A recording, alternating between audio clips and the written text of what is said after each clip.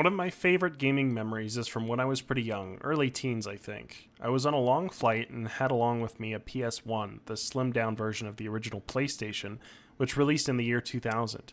Attached to the console was a portable 5-inch LCD screen and battery pack. I played through the original Resident Evil, and although the screen was smaller, with headphones on, that eerie experience had me occupied for most of that flight. Portable gaming devices have seen a bit of a resurgence as of late with the Nintendo Switch and the upcoming Steam Deck, but there's been one form of portable gaming that's remained the most popular, and that's mobile. Mobile games may have the biggest share of the gaming market, but among the gaming community, they've earned a negative reputation for being trivial money sinks. There are, of course, exceptions to the stereotype, but it's easy to feel that too many go for the lowest common denominator of shallow time wasters. With our favorite franchises, we fared a bit better on this front. Predators and AVP Evolution by Angry Mob Games, and the light sequel to Isolation, Alien Blackout by D3 Go, were all solid games for mobile that didn't push absurd microtransactions, as is so common among the platform today. Mobile games didn't always have this reputation, though. When smartphones were first hitting the market, and with tablets becoming popular shortly after, there were a number of games for them that were genuinely solid experiences. Dead Space and Infinity Blade come to mind, but the first time I remember being truly impressed with the potential of the platform was with an iOS tech demo called Epic Citadel.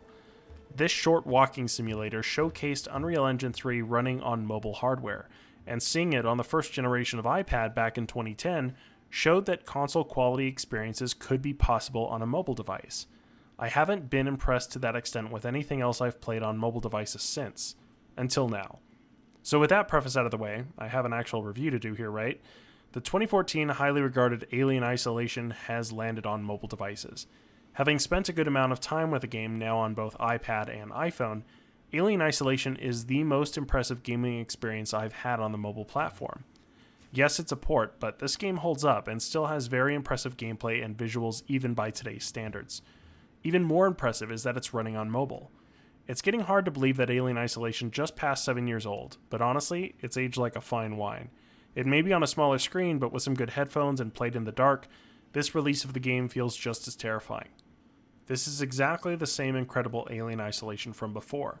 A harrowing journey of survival and terror, with us playing as Amanda Ripley, trying to uncover just what happened to her mother before finding herself against a xenomorph as well. With what was supposed to be a routine retrieval of the Nostromo's recovered flight recording unit, it quickly becomes clear that all is not well on the Siegs and Company's deep space station known as Sevastopol, and Amanda will have to unravel the mystery behind what happened here as well. This is pure survival horror, with limited resources and intense atmosphere. The alien stalking you utilizes an unpredictable AI system built into the game. You'll have to adapt quickly when it decides to show up, and take care not to attract it by making too much noise. Siegson's creepy and more rudimentary models that are unusually hostile. Desperate human survivors are also about, some who won't take any chances and will shoot you on sight. We loved it when it came out in 2014, so if you'd like to read more about the game itself, be sure to check out our review from its original release. I was honestly quite surprised when I heard the news that Alien Isolation was getting another re-release. That it was coming to mobile was even more surprising. Creative Assembly delivered one of the best survival horror games of all time, and now Feral Interactive has made the title available to play in its entirety, anytime, anywhere. Feral Interactive may sound familiar, as they brought us the fantastic Nintendo Switch port of the game a couple years back. When graphic analysis channel Digital Foundry examined that Switch re-release, they were impressed that in some aspects the game actually looked better than it did on PS4 and Xbox One hardware. That's the impression I'm getting from the game on mobile. There are 3 graphics options in the menu: Performance, which prioritizes frame rate, Graphics, which favors detail, and Battery Saver, which as the name suggests reduces device battery consumption. On both iPad Pro and iPhone 11 Pro Max, the graphics settings still seem to maintain close to 60 frames per second, with the performance setting boosting that frame rate even higher. Here's hoping Digital Foundry also takes a dive on this release, but to my eyes, this looks right in line with the base console versions, and with higher frame rates to boot. The 19:5:9 aspect ratio for the iPhone brings the game into a wider view than the previous typical 16:9 presentation, whereas the iPad ratio feels more like a photograph. With the resolutions at 2688 by 1242 and 1668 by 2388 for my phone and tablet respectively, the visuals certainly look sharp, with less aliasing than I remember from my time with the game on PS4. The touch controls work quite well. The icons on screen are light and gray, not intrusive to the experience, and they can be fully customized with multiple control profiles. By default, the icons do take up more real estate on a phone screen than when using a tablet, but the icon size and opacity can also be changed.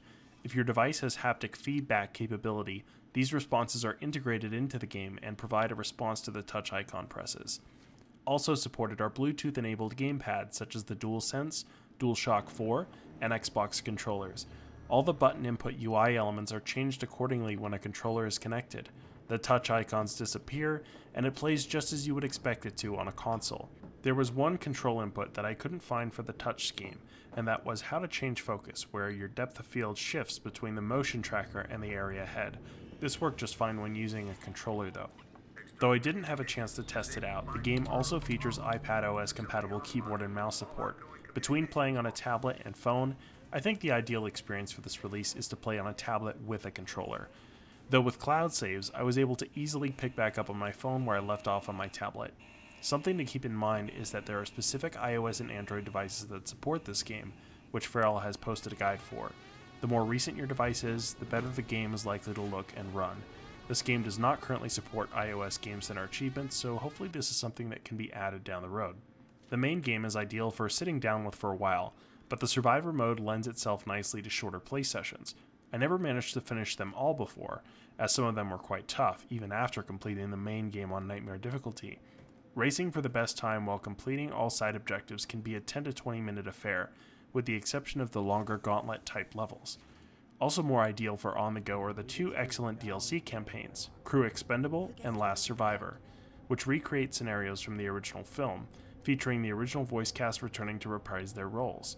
These mini-campaigns have difficulty select, so the option of being not nearly as punishing as Survivor mode is there for you. This is another incredible port from Feral Interactive.